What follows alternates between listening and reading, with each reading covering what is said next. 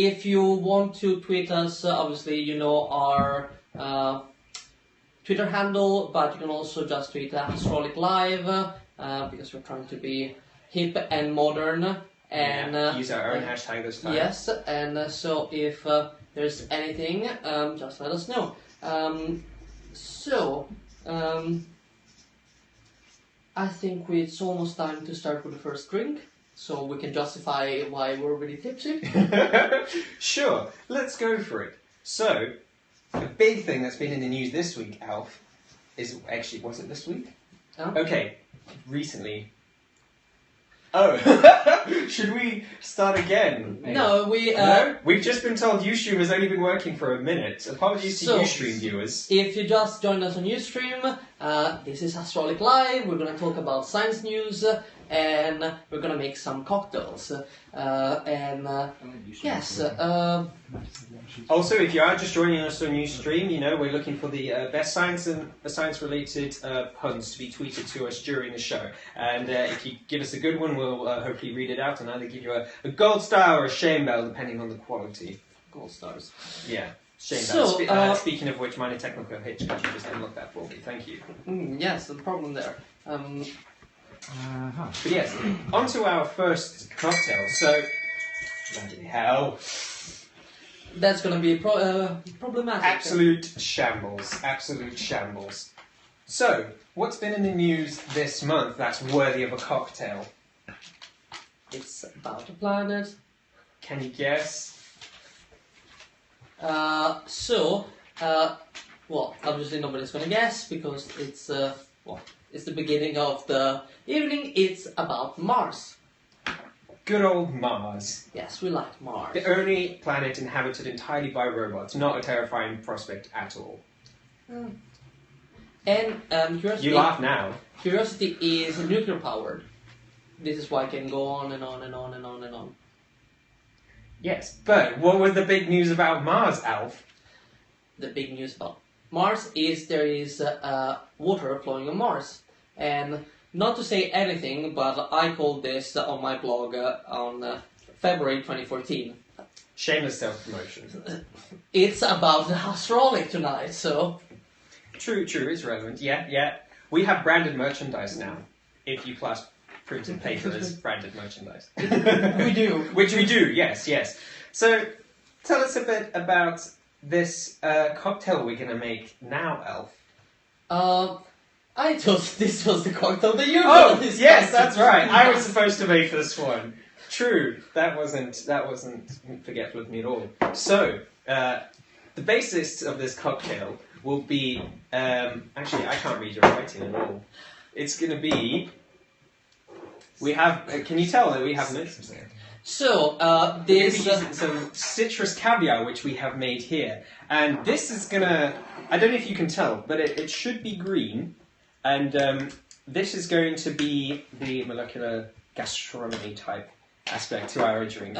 Can you explain how we did the caviar? Yeah. Obviously, like Art Attack, we did the caviar before we started. Yeah, so here's one I made earlier, and by me I mean 4 other people made it with me, because it was quite the task pipetting tiny little balls.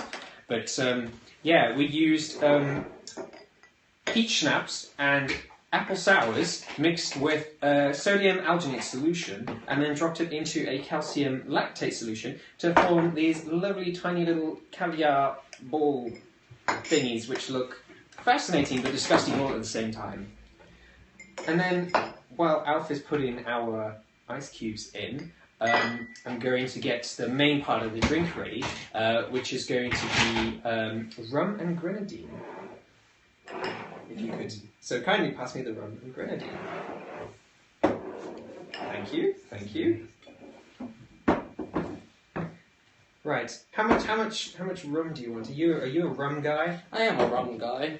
I'm a rum guy. Should we just do lots, right? Lots. Okay. So we're not layering this just yet because the last time we got a lot of flack for our layering techniques. So. But we love you, Barry.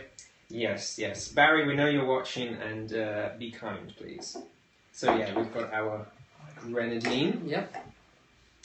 And thank you. And we have our spiced rum. Say when. When? Oh, shame. Right, and for any of those who watched the last one, the last time I tried to use a cocktail shaker, it was very disastrous, so I'll pass this over to the lovely Alf right now. So, what you need to do is make sure that it's really all stuck. On the other side, you make sure that it's really in. And then as always. Yeah, and then I'll just move like this and then get hit in the face. But yeah, so obviously we have the nice red cocktail to represent the red of Mars. Very nice, very nice. Great action there. Great wrist action. And we have the green citrus caviar to represent potential life on Mars. Because this water that was found on Mars was actually groundwater, because with the low atmospheric pressure and temperatures on Mars, you wouldn't be able to have any groundwater. Surface water.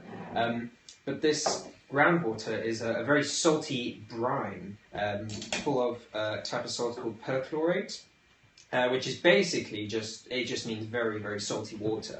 And it's quite amazing in that any sort of remnants of salty water, water in the atmosphere, can be absorbed by this salt, and that's how scientists think it managed to get into the ground. And as for the possibility of potential life on Mars, we have organisms here on Earth called halophiles, which live in extremely salty lakes and hot springs. And they're actually, and the name halophile means salt-loving. So it's completely plausible that a life form like that could exist on Mars. Pretty cool, right? And there is a little bit... Oh, you cannot see them at all. Okay, so just trust But, them. okay, this is just a metaphor for the fact that finding life on Mars is so difficult. Yes. Oh, brilliant. You know, that we didn't even plan that. Okay, that was... That's not supposed to make it. So... do you want to... No, it's fine. Are you sure? I don't want to give you a size complex here. Right? Do you want to just share it out, even it out? We can share it out later. So... Here we have our Mars cocktail, our first cocktail of the evening. Interesting enough about finding water and possibly life on Mars is the fact that we are following on Star Trek footstep, and NASA at the moment is sticking to the Prime Directive. So, but hold on, Alf. What is the Prime Directive? For those people who don't know and aren't all clued up with the space stuff like you are, and maybe me, this evening. So, is that there's Chewy. Sorry, we were not supposed to drink yet. So... shall we cheers and then you can explain? Cheers. Cheers. You really sure you don't want some more? Because I can have some of yours. Okay. Cheers to Mars. To and Mars. to life on Mars. It is really true. That is strong. Woo! Delicious. So, yeah, what is the Prime Directive, Alf? So it's in the Star Trek universe. They don't want to. Oh, we might have a question. There's no question. Okay. No, our technical team are just distracting us on purpose. In the Star Trek universe, is that the advanced human race should interact with civilization that are not at the same advancement level. In the case of Mars, is we should not contaminate a planet that could be able to harbor life with a terrestrial life form, because they might be better or more adaptable. And how hard, you might think, is it to contaminate a planet with, like Mars, with Earth-like life forms? And actually, it's really, really easy, which makes our job getting there with a sterile spacecraft really difficult. The issue is that we cannot have a sterile astronaut. Even if you sterilize all the equipment, it's still going to be contaminated by our own microbiota. Yeah, thank you. And that just means our the bacteria that The bacteria that live within us and on us. And even curiosity wasn't built in a lab that made it sterile. So the only possibility to go and analyze that water is to go have a new mission with a sterile robot. Okay, this is not bad. No, it's not. Would you actually like some? It looks like you're drinking nothing but gloopy schnapps and sours balls. The more balls, the better, right? No? No? Terrible audience this time. I'm gonna give you a gold star for trying. Yay! First gold star of the evening. Exactly. Thank you very much. So, right. Where does that leave us? Well, leave us to... Leaves us in a pretty sad place. I mean, we're not allowed to explore Mars just yet, so no. Oh, we have a question. From Barry. Hello, Barry. The infamous Barry is back. Go on, you read it. Ever played with ferrofluid? This is what Barry asked. Ever played with ferrofluid? No, Sidebar, what is ferrofluid? Just for those who don't know. It's a material... so it means a material with ferromagnetic property, but liquid. Ferromagnetic property just means that it interacts with magnets. I haven't, but I found out in the office today that there is a lot of magnetic putty, and I'm gonna bring my really cool neodymium magnet in the office on Monday. I'm gonna play with that. Well, actually, now that I think about it, in the Science Museum they have a little bit of ferrofluid stuff in Science Museum in London. So I play a little bit with that, but you're really constrained because they don't trust people not to steal the magnets. So there's not much you can do. But it's really cool because have you ever tried using magnets with iron filings? Yeah, I think that was the most common thing I did in school, although I was really good at ruining that and dropping the magnet in the iron filing and getting the whole magnet coated in them, and then you couldn't get them off, and then you just had to get rid of the magnet. So. Yeah, with the ferrofluid stuff, you just it's even more interesting because it's just a liquid that is magnetic. So thank you for the question. Yes, and again, if you got any more, keep them coming. Send them to @MattJY or @Dr. Carpinetti, or with the hashtag Astroholic Live. And yeah, we'll read them out. Puns, yes. Also, if you have any puns, we're looking for puns. Puns or innuendos, we are quite open. Mm-hmm. Very open to anything. Shame on you. And you get a gold star. First shame bell of the evening. So what's next? We're gonna take a little bit before we move on to the next cocktail. This time we're taking our sweet time into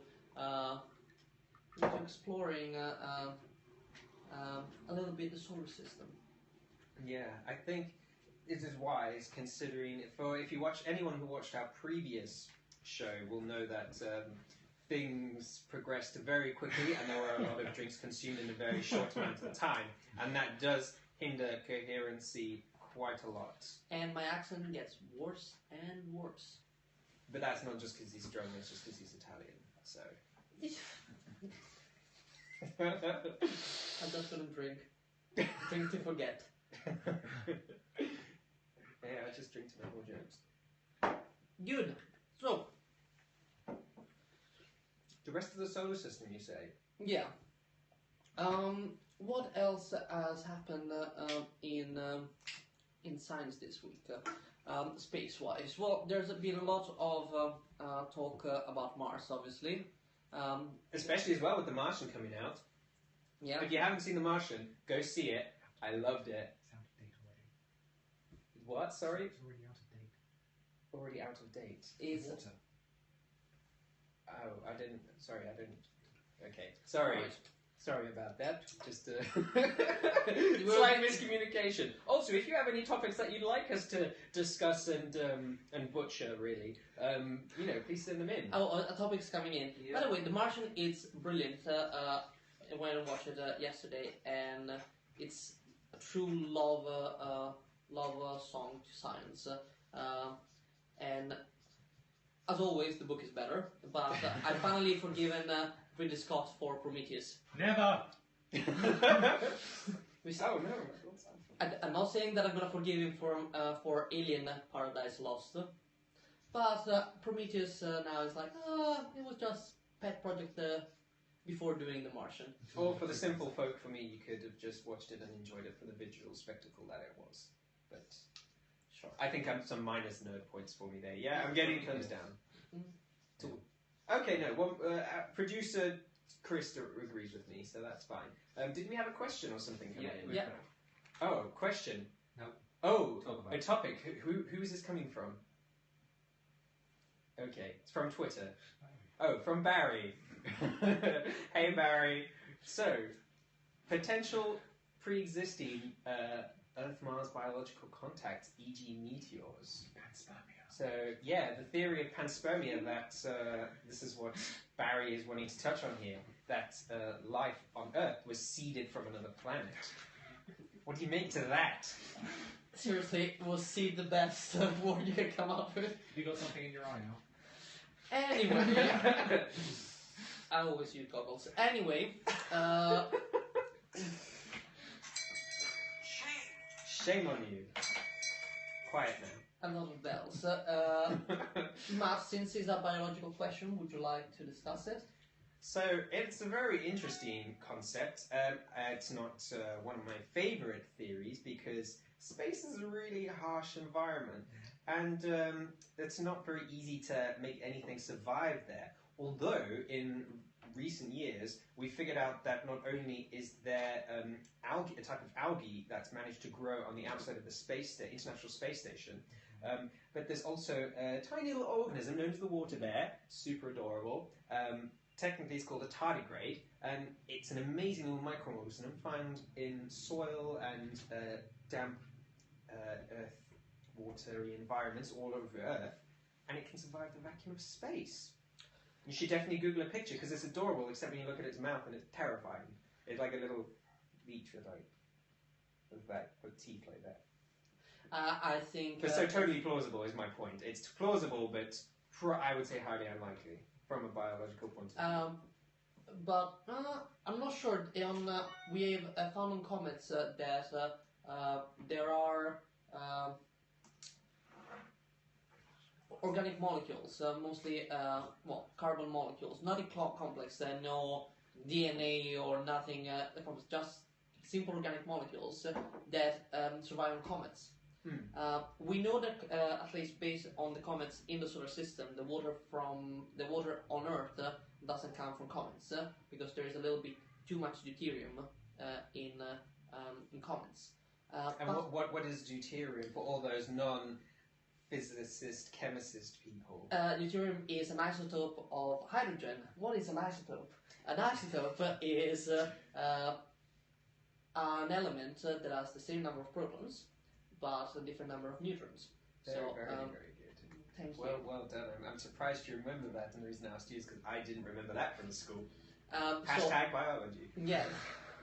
I think the most famous isotope is carbon-14, which is the one used for dating. So when you hear carbon dating is... carbon dating particularly, not just dating in general, because I had a date once with... carbon-14. Wait, or were they 14? Well, that didn't. I'm going to shame you. We'll skip over that. That was a bad joke. Yes. Don't worry, I'll shame myself on that Shame one. yourself. Hey, will There I? you are. There we go. Oh, That was a poor joke. Come on, viewers. We need your help on this. So anyway, deuterium is a slightly heavier version of hydrogen, and it creates heavy water, which is usually a byproduct of a nuclear power station, and this is why the water in a nuclear power station needs to be disposed safely. And I think, but don't really quote me on this, if there is more than 1 part per million in normal water, it could kill a human being. And that's because our bodies don't know how to process it. It's just not possible. It's just it's toxic to us. I think in the seawater there is 1 part in 500 million, and in water in comets is 1 part in 250 million, or those kind of numbers. However, there we're talking about something completely different. We're not talking about panspermia, which is no crude gestures, please, from the crew. You are distracting me. Yeah, so we're not talking about panspermia there now, which actually talks about the seeding of fully formed complex life from one planet or place in the solar system to another. We're just talking about the seeding of Earth with biological molecules, so effectively the ingredients to make life. And that is a lot more plausible, I would say, than... Okay, but let's consider, there's still a lot of doubts on the Martian meteorite that was found with potential bacteria. Because, well, the issue is that it was landed on Earth something like 5,000 years ago, so contamination could have been probable. Likely. Definitely. I think it landed in Antarctica. I really don't remember the details. Anyway, apart from that, there's been a catastrophic event on Mars that created a huge crater in the southern hemisphere, and if there were life on Mars back then, there might have been spread. Well, it might have gone into space. If survived space, we don't know. I think the Russian Space Agency had a plan to send some bacterium to one of the moon of Mars, Phobos, because landing and leaving an asteroid is much easier to land and leave a planet. Because of gravity, right? Yes, absolutely. And Wait to me. it's. I would say that we don't have any evidence saying that life on Earth was seeded from Mars, or evidence of the contrary. So it's not a good, strong scientific debate at the moment. But who knows?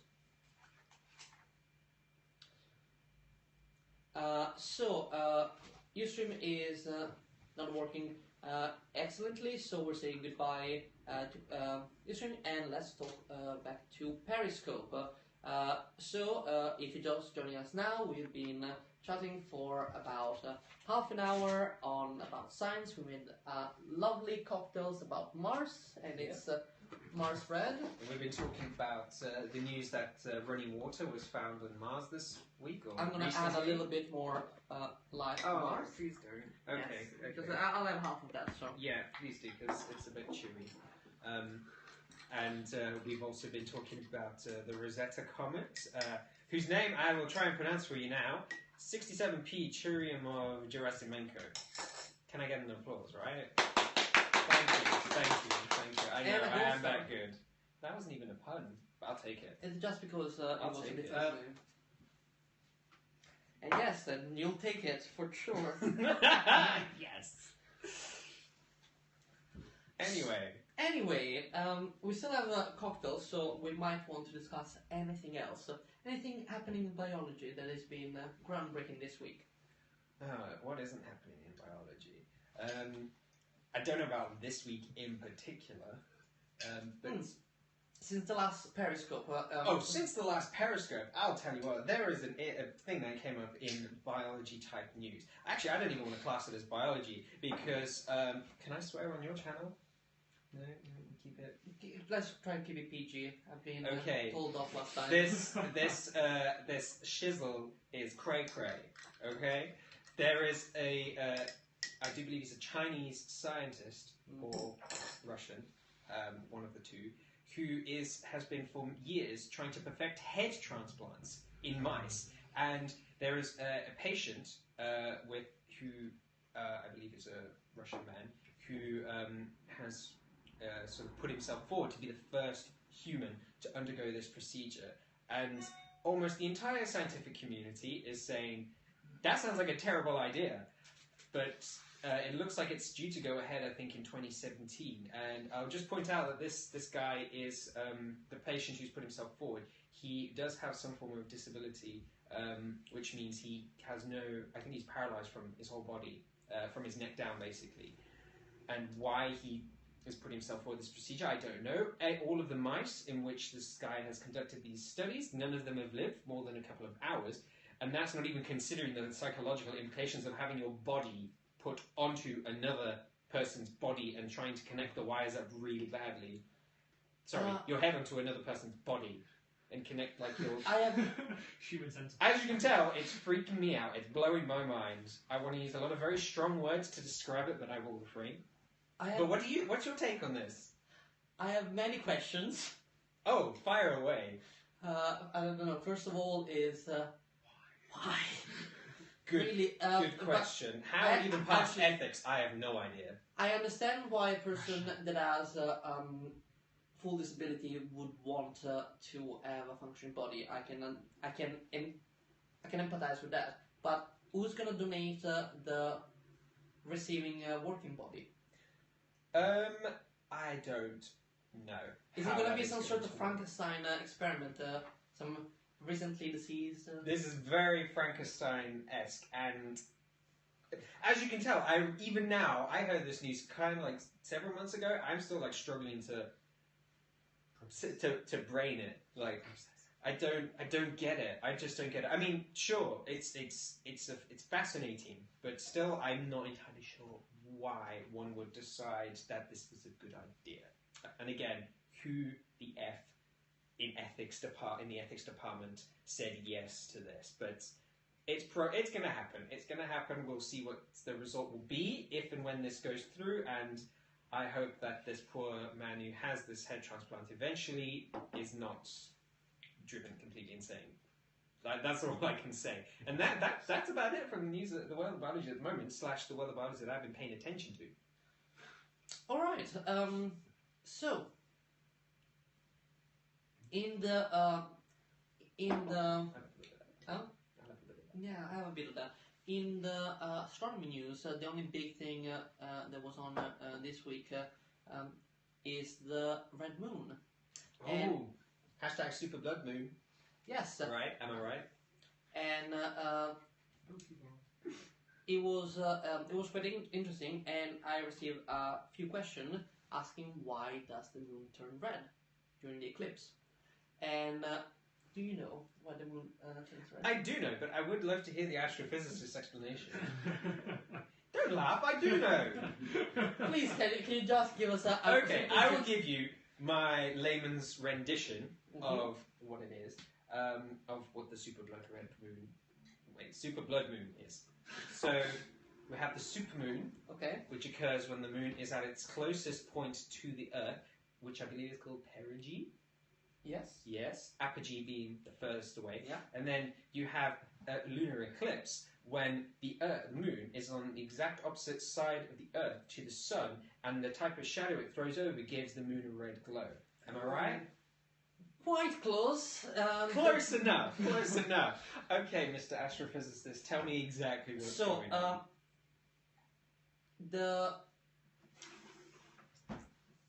No technical difficulties there. So what is actually happening is that the moon turns red before getting into the cone shadow, the shadow cone. Don't look at me like I know. No, I'm actually... Well, I just said I read on like Wikipedia. So don't trust Wikipedia, guys. So the moon moves into slowly into the shadow of the Earth. But while it's crossing the shadow,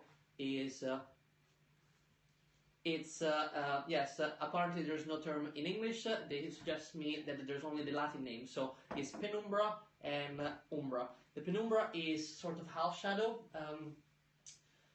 I can't think of a better term because I had almost one of those plus the drinks before, and the half shadow is affected by the Earth's atmosphere, and in exactly the same way as the dawn and sunset are red, the sky is red on Earth. The light that is projected on the moon from the sun through the Earth's atmosphere is red. But very, very interestingly, we cannot predict when the moon is going to turn red during an eclipse, because it depends a lot on the kind of dust that is in the atmosphere at that moment. When Mount Pinatubo erupted a few decades ago, there was so much dust that the moon didn't turn red at all. All the red light rays of the sun were captured by the atmosphere, so the moon was at its darkest. Terrible shame. Terrible shame. Nick said hello. Hello, Nick. Thank you for joining us.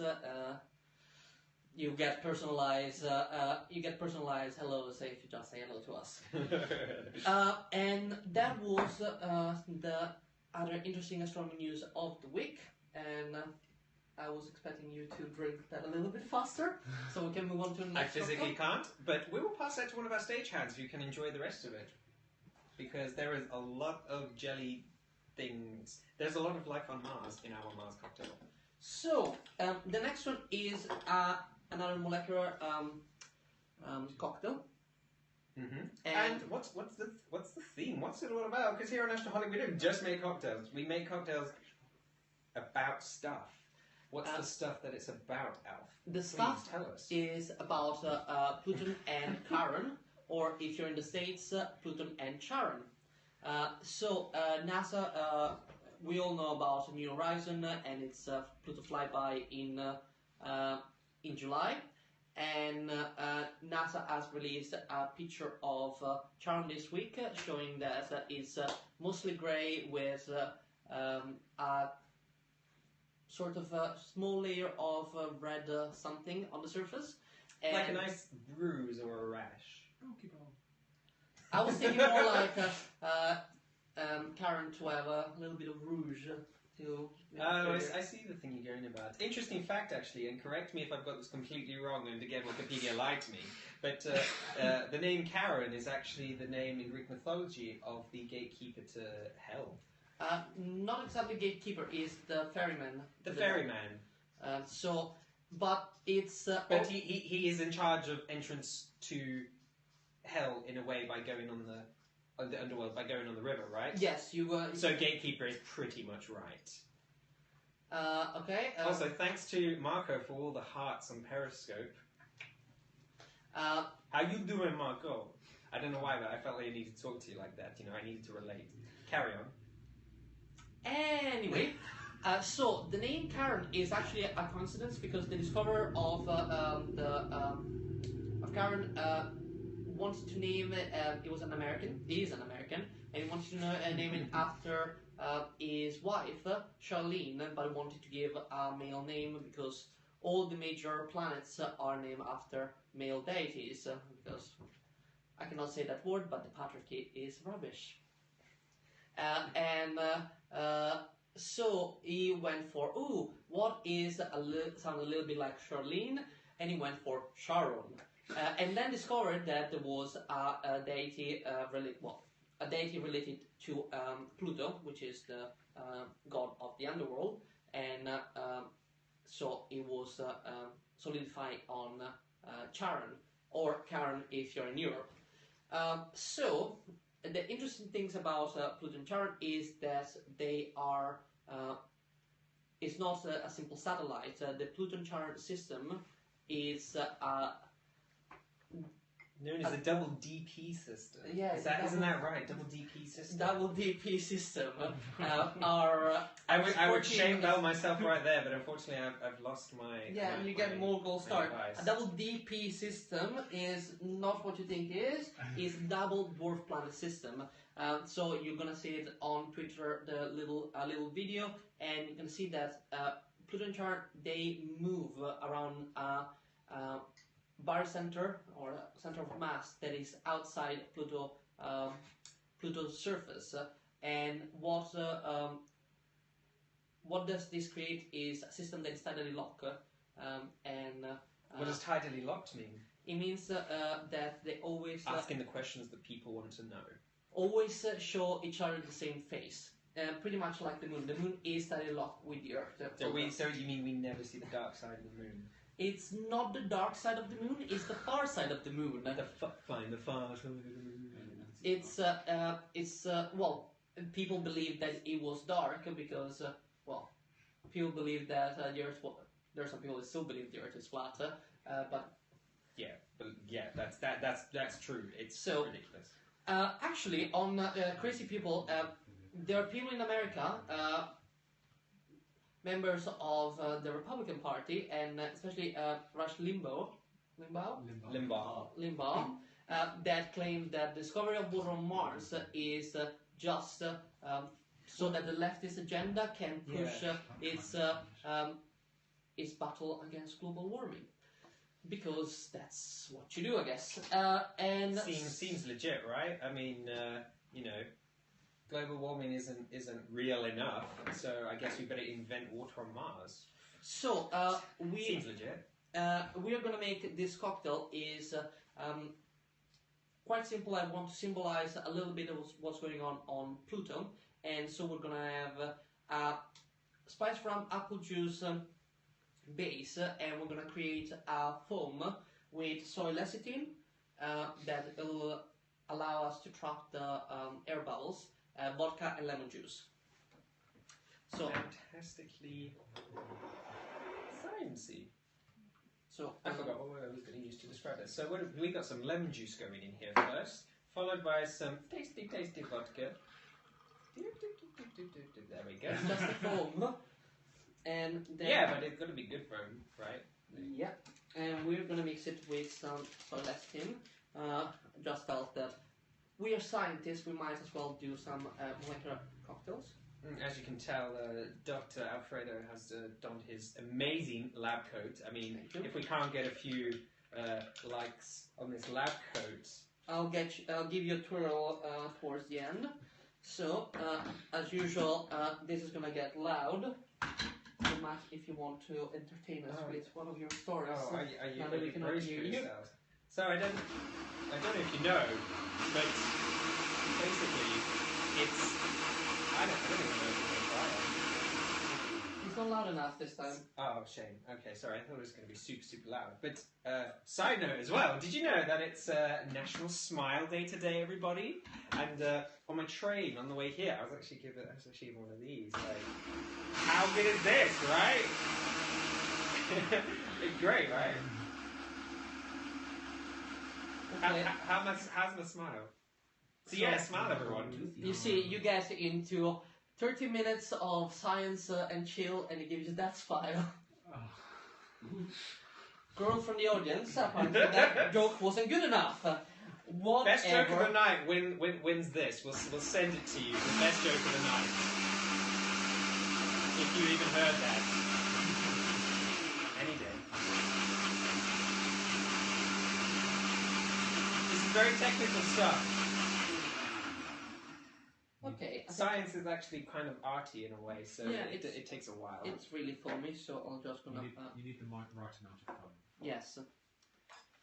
Alright, so... I think there was a joke in there somewhere, but... about foam, if you can think it, tweet it. None of us got it. So, into our Pluto cocktail, we've got a bit of spiced rum, again, because it's amazing. 1, 2, 3, 4. Not because it was one of the only things we had left in the kitchen. No, we replenished the kitchen since last time. Yeah, we planned this. It was completely organized. It's not like somebody's boyfriend felt too sick to do the quiz. We really love our producer Chris on another yeah, because he's a saint that keep up with all our super tech whiz. Yeah. So to that we've added some. Is that cloudy apple? Yes, cloudy apple. So cloudy apple, not just any apple juice. Cloudy apple juice. So because we're fancy, right? Yeah, and also this one is a really good color to describe the universe. The universe, when you put all the lights from all the stars together, is beige. Yes, it's beige, and it's been described as a cosmic cappuccino.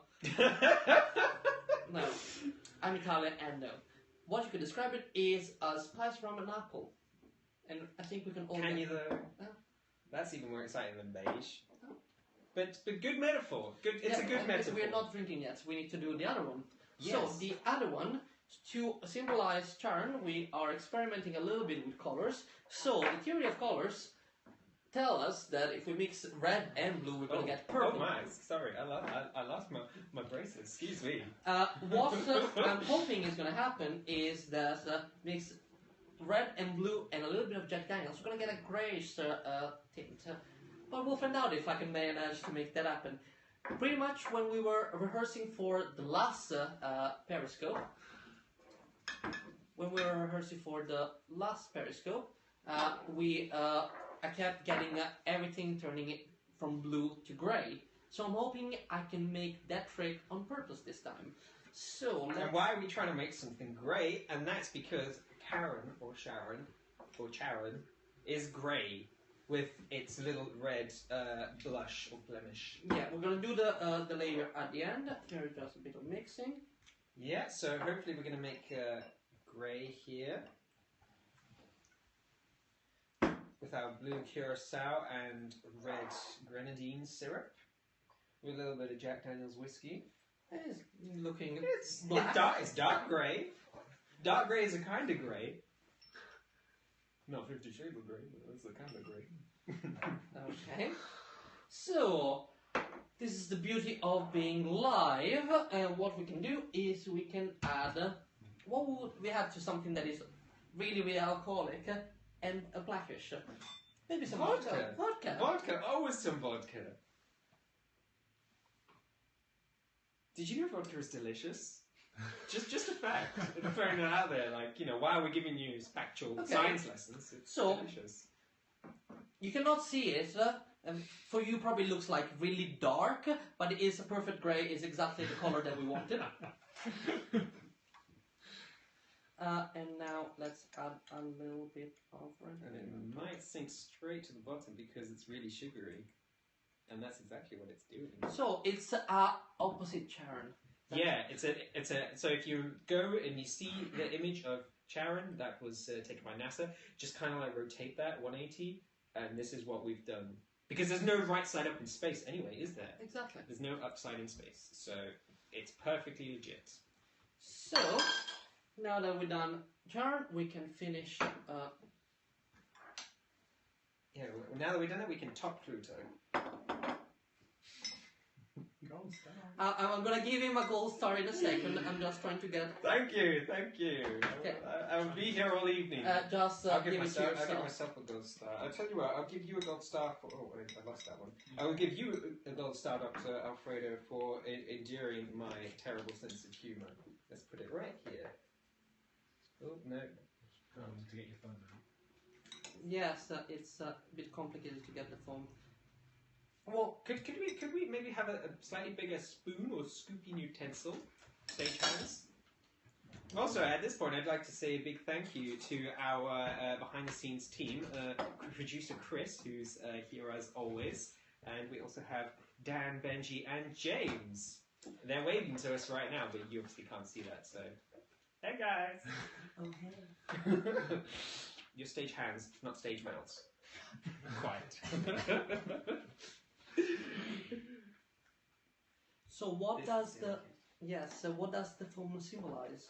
So the foam in this case, and I thought this was really clever on our part, when The modesty really abounds here. Hey, when the New Horizons team, anyway, went to go and take photos of, well, in their, was it 11-year journey? Yep. On their 11-year journey to Pluto to try and take photos of it, they were assuming, and most of the scientists, astrophysicists, were assuming that Pluto would be a smooth, featureless dwarf planet, because being that far from the sun, there wasn't enough heat to add to the planet that they thought it would be. They thought it wouldn't be geologically active, and also they thought it would have lost any heat it would have had when it was created. But as it turns out, there's some other stuff going on there, because Pluto has actually got these amazing 3-kilometre high mountains and these really long mountain ranges all across it, which suggests that there's all sorts going on Pluto that we never expected from a dwarf planet, which is pretty amazing. And that's where the foam comes in. It's kind of lumpy, bumpy, bubbly, what's it? So Yep. So let's the surface features. let's have our shots and then have this. Our cocktails. Yeah. Okay, so cheers to Charon, Sharon, Karen. Yes. Cheers. Hey, girl.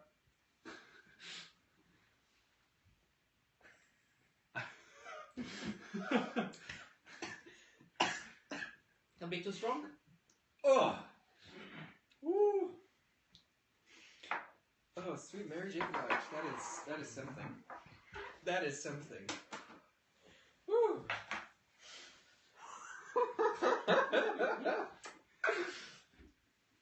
Tasty, but Now let's that nearly made me cry. try Oh, wow. Cheers to Pluto. to Pluto.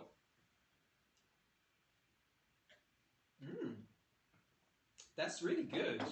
Especially because it's not just pure alcohol. That's so nice. So, since drink we that all are in the subject Pluto, and since there are no more questions, at least no questions so far, let's discuss why Pluto is not a planet.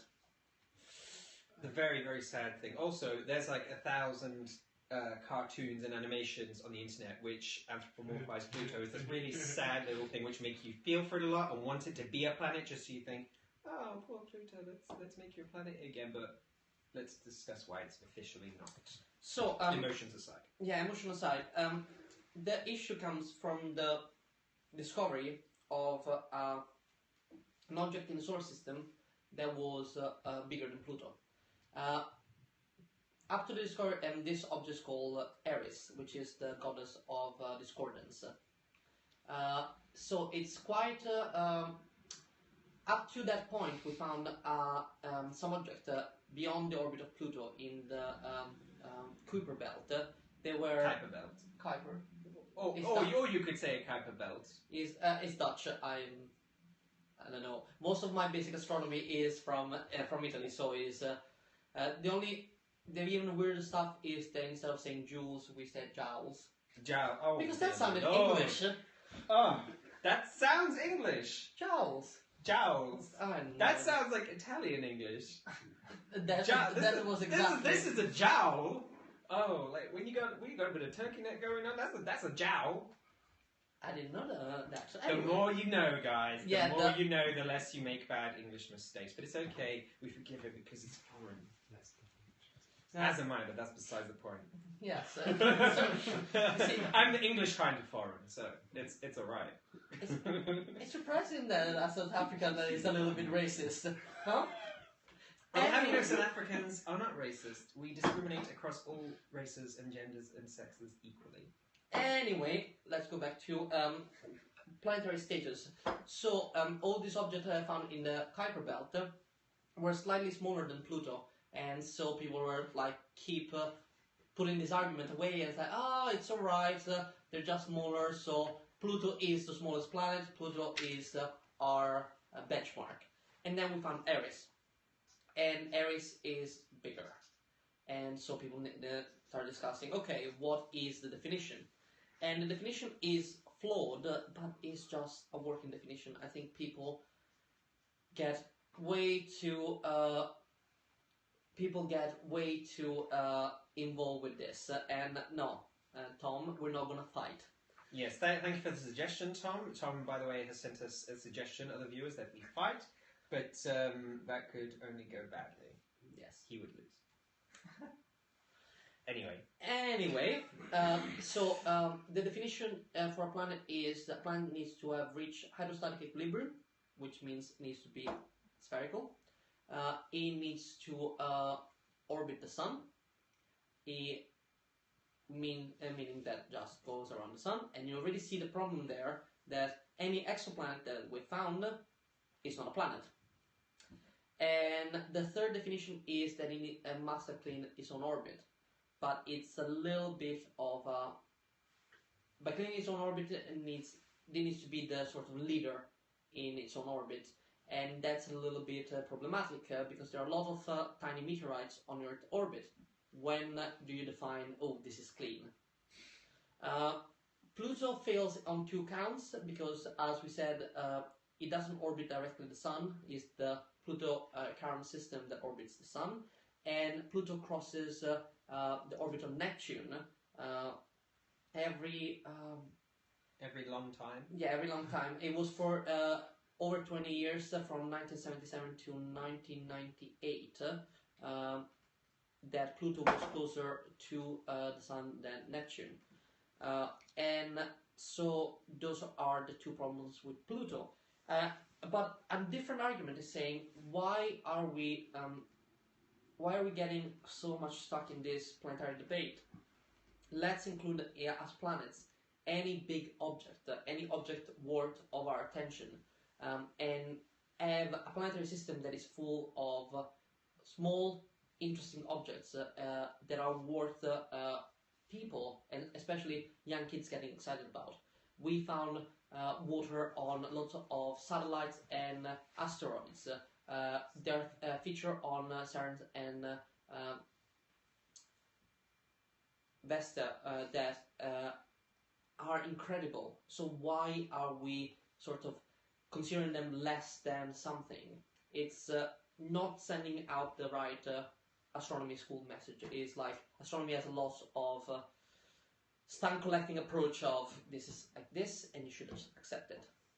And a good example of that are the moons of Jupiter. We've got Io, we've got Europa, and they're all fascinating candidates for potential places for potential life in the solar system as well. Yet they've received much less attention than the major planets because they're just not there. They're not called planets. Yeah, and it's terrible. They studied, the New Horizon team studied that if they were to apply for funding right now to go and see Pluto, and now we know how amazing feature they are there, they wouldn't get the funding because Pluto is not considered a planet, so not worth exploring. So that is a little bit silly, because astronomy is cool and there's so much out there. And to people that think, oh, but it's so expensive, all the money spent for astronomy, it's spent on Earth, giving really specialized job, and most of the technology goes from developing countries to first world countries, and it benefits the economy everywhere. I mean, how boring, right? Spending all the money on Earth. Yes. When there's so much out there. Yes, I'm sure there are some conservative aliens there thinking, oh, look at this Earthling. It's wasting money and sending stuff up there just to get lost. Yeah. What a waste. Alright, we've been chatting for over an hour. Yeah, and I think that brings us almost to the end of our Periscope broadcast for episode 2, Mars Attacks. Mars Attacks obviously being a reference to the fact that we talked about Mars a lot, in case you're slow, which... Or just joining. Or just joined. Or just joining. I'm sorry if you're just joining because we're kind of ending, and yeah, I kind of insulted you there, but hey, we've had a lot to drink already, so... Yes, if you're just joining us, there are like... probably Hashtag shade. There is still the video or part of the video on Ustream. Yeah, we apologise to Ustream users, but we've had some ridiculous technical difficulties there, and it did not want to cooperate. But thank you to our Periscope viewers who have been sticking with us through this whole way. Thanks to Marcus or Marco? Marco, sorry. Thanks to Marco for those the likes we've been getting from you. Thanks to Tom and Barry for your participation in tonight's little event. Thank you for Nick to say hi, at least. Thank you for our crew. Thank you for our producer. Yeah, and we'll hope you join us again next time, where we're preparing an even better Astroholics with Cocktails live event for you. And there's going to be a quiz, and it's going to be interactive. We don't know exactly, because the only way to make it interactive, you need to use your phone, but you also need to use your phone to see the Periscope, so we'll be working on that. But don't you worry, we'll let you know in plenty of time. And there's going to be dry ice and bubbles. Yes. Hopefully an explosion, but I don't know. I'm working on it, to be honest. I've ordered a lot of hydrogen peroxide. There's been a bit of police involvement there, but it's fine. We'll get it. So, have a good night. Yes, and thank you again for joining us. Are we out? Not yet? No?